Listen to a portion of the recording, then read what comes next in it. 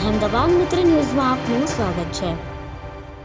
હળવદ શહેરમાં ચોમાસા પૂર્વે સ્વચ્છતા અને આરોગ્યલક્ષી કામગીરીની વાતો વચ્ચે એક ચોંકાવનારી ઘટના સામે આવી છે। શહેરના ગટરનું ગંદુ પાણી સીધું કેનાલમાં છોડવામાં આવતું હોવાની ફરિયાદ ઉઠતા મોરબી જિલ્લા કલેક્ટર સ્વપ્નિલ ખરે જાતે સ્થળ પર દોડી આવ્યા હતા અને સ્થળ નિરીક્ષણ દરમિયાન નગરપાલિકાના ચીફ ઓફિસરને ગંદા પાણીના નિકાલ અંગે પૂછતા તેમણે આ પાણી ક્યાં જાય છે તેની મને ખબર નથી જેવો જવાબ આપ્યો હોવાનું સ્થાનિકોમાં ચર્ચાનું કેન્દ્ર બન્યું છે।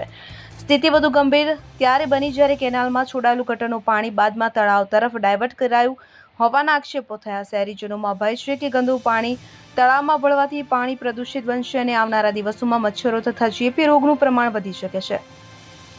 કલેક્ટર દ્વારા કેનાલની સફાઈ કરી તાત્કાલિક અહેવાલ રજૂ કરવા સૂચના આપવામાં આવી હોવાનું જાણવા મળ્યું છે। જોકે સમગ્ર ઘટનાએ નગરપાલિકાની કામગીરી અને દેખરેખ પર ગંભીર સવાલો ઊભા કર્યા છે। સ્થાનિકોનું કહેવું છે કે ચોમાસું માથે આવી ગયું હોવા છતાં ગટર વ્યવસ્થાની યોગ્ય જાળવણી કરવામાં આવી નથી, જેના કારણે જાહેર આરોગ્ય જોખમમાં મુકાયું છે।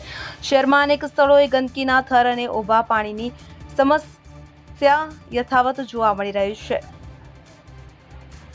નિષ્ણાંતોને મતે આવી સ્થિતિ મચ્છરજન્ય રોગો માટે અનુકૂળ વાતાવરણ ઊભું કરે છે। પરિણામે ડેન્ગ્યુ, મેલેરિયા અને અન્ય ચેપી રોગના કેસોમાં વધારો થવાની આશંકા વ્યક્ત થઈ રહી છે। એક તરફ શાસક પક્ષ દ્વારા વિકાસ, સ્વચ્છતા અને સુશાસનના કાર્યક્રમો યોજાઈ રહ્યા છે, ત્યારે બીજી તરફ હળવદમાં ગટરનું પાણી કેનાલ અને તળાવ સુધી પહોંચે તેવી સ્થિતિ સર્જાતા વિકાસના દાવા સામે પ્રશ્નો ઊભા થઈ રહ્યા છે। સ્થાનિક નાગરિકો જવાબદાર અધિકારીઓ સામે કડક કાર્યવાહી અને ગટર વ્યવસ્થાના કાયમી ઉકેલની માંગ કરી રહ્યા છે।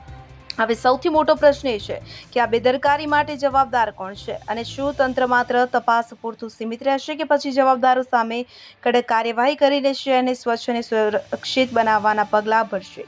હાલ સમગ્ર હળવદ પંથકમાં આ જ ચર્ચા ચાલી રહી છે। અહેમદાબાદ મિત્ર ન્યૂઝ, સંજય નંદેસરિયા, હળવદ।